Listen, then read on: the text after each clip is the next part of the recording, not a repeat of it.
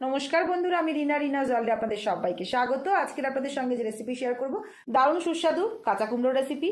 পরোটা বা লুচির সঙ্গে বানিয়ে ফেলতে পারবেন নিরামিষ কাঁচা কুমড়োর রেসিপির ভিডিওটা দেখে নিন। আশা রাখছি ভিডিওটা দেখে আপনাদের ভালো লাগবে। ভিডিওটা দেখে ভালো লেগে থাকলে লাইক কমেন্ট শেয়ার করতে ভুলবেন না। নতুন বন্ধুদের সাবস্ক্রাইব করার জন্য অনুরোধ রইল। পুরাতন বন্ধুদের অনেক ধন্যবাদ পাশে থাকার জন্য।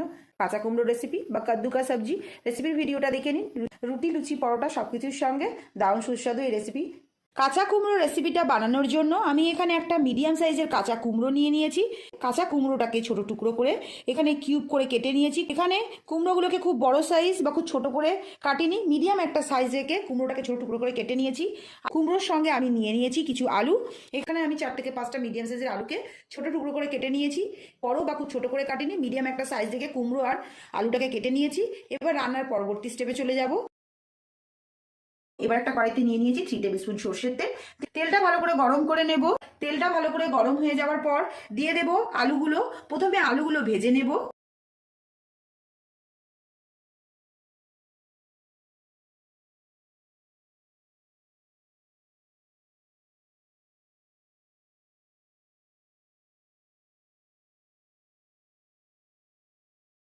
আলুগুলো ভাজা হয়ে গেছে। এখানে আলুগুলোকে একটু লালচে করে ভেজে নিতে হবে।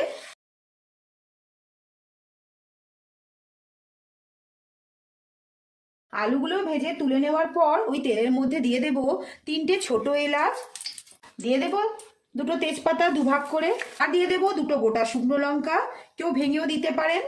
দিয়ে দেব 1/2 টিস্পুন পাঁচফোড়ন, আর দিয়ে দেব সামান্য হিং।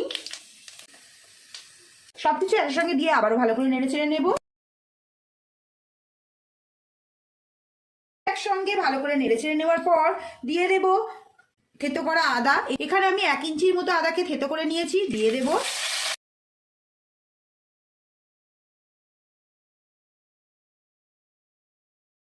আদাটা ভালো করে ভেজে নেওয়ার পর এখানে আমি আদাটাকে হামানদিস্তে দিয়ে থেতো করে নিয়েছি।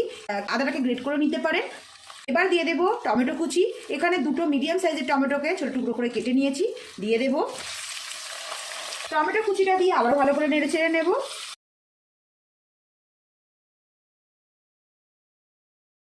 টমেটো কুচিটা দিয়ে ভালো করে নেড়ে চেড়ে নেওয়ার পর দিয়ে দেবো স্বাদ মতো নুন, দিয়ে দেবো 1/2 টিস্পুন হলুদ। নুন আর হলুদটা দিয়ে আবার ভালো করে নেড়ে চেড়ে নেব।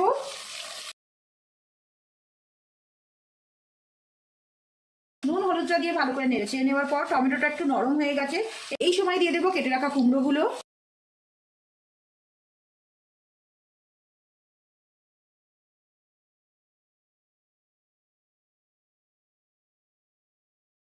কাঁচা কুমড়োটা দিয়ে ভালো করে নেড়ে চেড়ে নেওয়ার পর মশলার সঙ্গে ভালো করে মিশিয়ে নেওয়ার পর এবার দিয়ে দেবো ড্রাই স্পাইসেস বা গুঁড়ো মশলাগুলো। দিয়ে দেবো 1 টিস্পুন জিরে গুঁড়ো, ধনে গুঁড়ো দিয়ে দেবো 1 টেবিল স্পুন, ধনে গুঁড়োর পরিমাণটা একটু বেশি দেবো। লঙ্কার গুঁড়ো দিয়ে দেবো 1/2 টিস্পুন, ঝালটা নিজের স্বাদ মতো দিতে হবে। আর কাশ্মীরি লঙ্কা গুঁড়ো দিয়ে দেবো 1 টিস্পুন।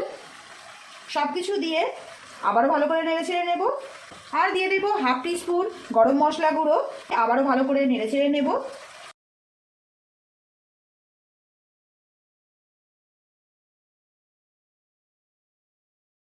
ড্রাই স্পাইসেস বা গুঁড়ো মশলা দিয়ে ভালো করে নেড়ে চেড়ে নেওয়ার পর এবার দিয়ে দেবো ছোলা।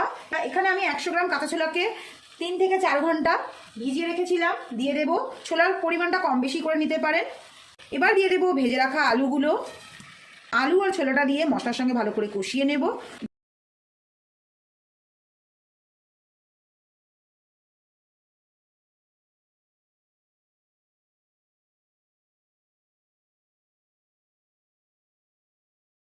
সবকিছু একসঙ্গে ভালো করে মিশিয়ে নেওয়ার পর দিয়ে দেবো 1 টেবিল স্পুন চিনি। চিনির পরিমাণটাও কম বেশি করে নিতে পারেন। চিনিটা দিয়ে আবারও ভালো করে নেড়ে ছেড়ে নেব।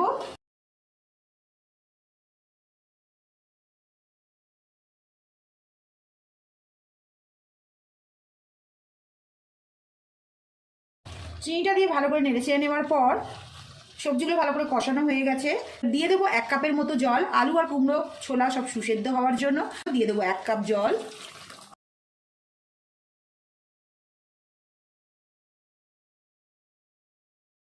জলটা দিয়ে ভালো করে ফুটতে শুরু করলে দিয়ে দেবো সামান্য চাট মশলা। দিয়ে দেবো 1/2 টিস্পুন চাট মশলা পাউডার।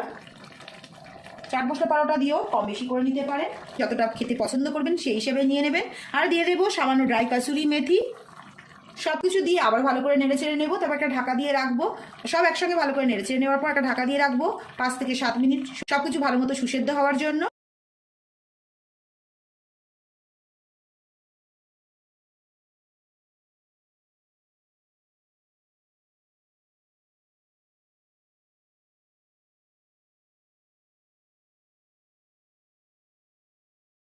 7 থেকে 10 মিনিট লো টু মিডিয়াম ফ্লেমে রেখে কুমড়ো, আলু, ছোলা সমস্ত কিছু সুসেদ্ধ হয়ে গেছে, রেডি হয়ে গেছে সার্ভ করার জন্য।